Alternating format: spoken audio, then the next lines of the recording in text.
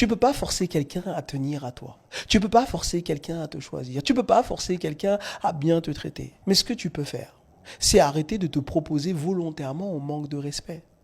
Parce que la vérité, c'est que tu ne retournes pas toujours vers cette personne uniquement par amour.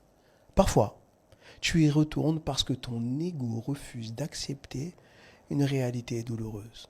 Tu as investi dans quelqu'un qui n'investissait pas réellement en retour. Alors une partie de toi se dit, si je pars maintenant, ça veut dire que je me suis trompé. Du coup, tu restes. Tu espères encore. Pour que le temps, les efforts, les larmes et l'énergie investies ne semblent pas perdus.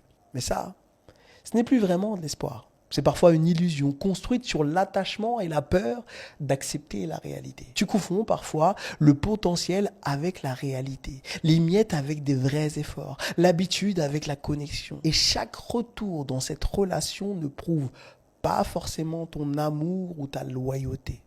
Parfois, il renforce simplement l'idée que tu acceptes d'être traité en dessous de ce que tu mérites.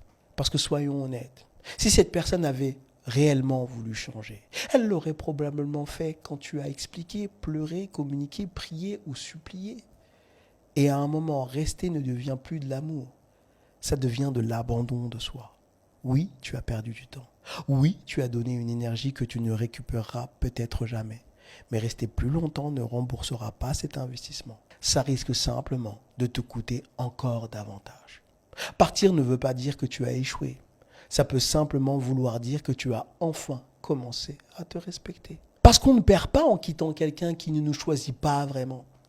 On perd surtout quand on continue d'espérer que quelqu'un devienne une personne qu'il nous a déjà montré ne pas être. Et parfois, guérir demande une chose très difficile. Accepter qu'on s'est trompé. Et se choisir quand même.